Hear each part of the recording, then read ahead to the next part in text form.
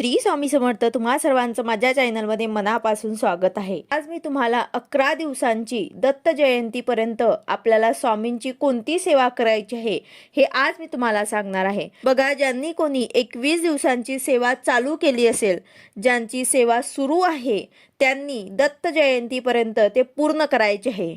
पण बरेच सेवेकरी असे आहेत ज्यांना काही अडचणी असल्यामुळे किंवा माहिती नसल्यामुळे त्यांना 21 दिवसांची सेवा करणं शक्य झालं नाही.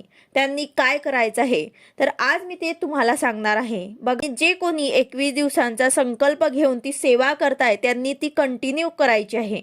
तर आज मी तुम्हाला 11 दिवसांची सेवा सांगणार आहे. म्हणजेच तुम्हाला 16 ते 26 तारखेपर्यंत 11 दिवसांची दत्त जयंतीपर्यंत तुम्हाला हे 11 दिवसांची स्वामींची अतिशय प्रभावी सेवा करायची आहे. सेवा काय करायची आहे याबद्दल संपूर्ण माहिती मी तुम्हाला आजच्या व्हिडिओमध्ये सांगणार आहे. व्हिडिओ पूर्ण बघा जेणेकरून तुम्हाला संपूर्ण माहिती मिळेल. जर तुम्ही चॅनलवर नवीन असाल तर चॅनलला सबस्क्राईब करायला मात्र विसरू नका आणि व्हिडिओला लाईक करायला मात्र विसरू नका. बघा, आपल्याला ह्या सेवेची सुरुवात 16 तारखेपर्यंत करायची आहे. म्हणजे शनिवारपासून आपल्याला या सेवेला सुरुवात करायची आहे. 16 ते 26 11 दिवसाच्या या कालावधीमध्ये आपल्याला ही सेवा करायची आहे. तर ही सेवा म्हणजेच काय तर स्वामी समर्थ सारामृताचं आपल्याला पूर्ण पाठ करायचं आहे. एक पूर्ण पारायण आपल्याला करायचं आहे. एक पाठ करणं म्हणजेच काय तर 1 ते 21 अध्याय आपल्याला पठण करायचे असतात. असे तुमचे 11 पाठ होतील. 11 दिवसांमध्ये तुमचे 11 पाठ होतील.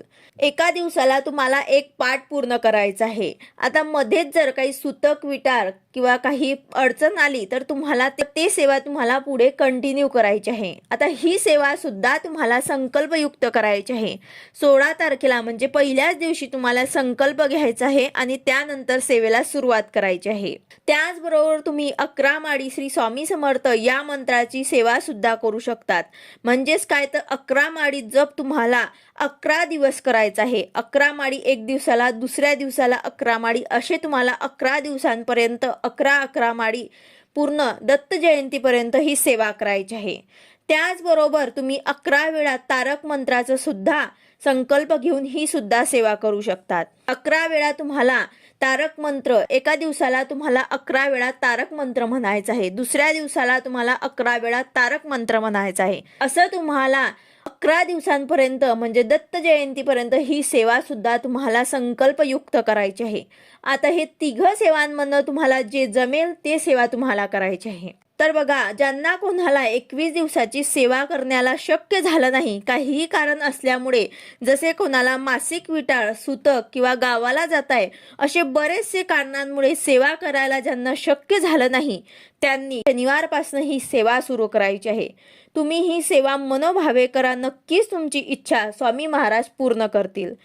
जे 21 दिवसांची सेवा करताय ते सेवा सुद्धा तुम्ही करू शकतात. म्हणजेच काय तर तुम्ही 21 दिवसाचा संकल्प घेऊन जर स्वामी चरित्र सारामृत पठण करताय तर तुम्ही आता 11 दिवसाच्या सेवेमध्ये 11 माळी श्री स्वामी समर्थ या मंत्राचा जप करण्यासाठी तुम्ही संकल्प घेऊ शकतात किंवा मग तारक मंत्राचा संकल्प घेऊ शकतात. तर अशा प्रकारे तुमची 21 दिवसांची सेवा सुद्धा होणार आणि 11 दिवसांची सेवा सुद्धा होणार.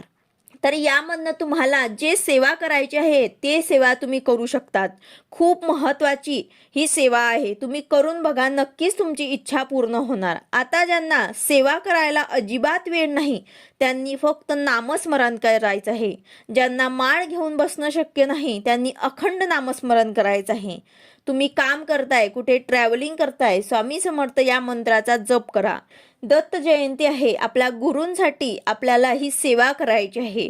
बघा, ह्या सेवा जर आपण आपल्या गुरूंसाठी केल्या तर या सेवांमुळे आपल्याला अनन्यसाधारण फळ हे मिळतंच. त्याचबरोबर आपल्याला आत्मशांती सुद्धा मिळते आणि आपल्याला समाधान सुद्धा मिळतं. बघा, आपण प्रत्येक जण आपल्या आयुष्यात, आपल्या जीवनात काही ना काही काम करत असतो, काही बिझनेस करत असतो, काही उद्योगधंदा करत असतो.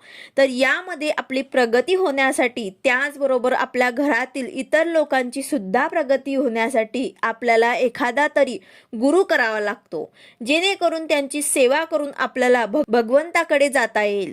भगवंताकडे जाण्यासाठी, भगवंताकडे जाण्याचा मार्ग म्हणजेच गुरु आहे आणि आपल्या आयुष्यात आपल्याला एक तरी गुरु हा करावाच लागतो. बघा, हा गुरु तुम्ही कोणताही करू शकतात. तुम्ही ज्या देवांची सेवा करत असाल त्या देवतांनाही तुम्ही गुरु करू शकतात। ही सेवा तुम्हाला 16 तारखेपासून संकल्पयुक्त सेवा करायची आहे। जेव्हा आपण संकल्पयुक्त सेवा करतो तेव्हा ती सेवा आपल्याला पूर्ण करायची असते। ही सेवा जर तुम्ही केली तर नक्कीच तुमच्या मनोकामना पूर्ण होतील। जे नशिबात नाही ते तुम्हाला मिळेल। तुम्ही महाराजांची किती सेवा करता याला महत्त्व नसून किती शुद्ध अंतःकरणाने मनोभावे ही सेवा करता याला महत्त्व आहे। जर तुम्ही फक्त यातली का एकही सेवा केली आणि ती शुद्ध अंतःकरणाने केली तर त्याचं फळ तुम्हाला नक्कीच मिळेल। स्वामी आपले मन बघतात, आपण किती मनाने करताय, तुमचा भाव किती शुद्ध आहे हे बघतात।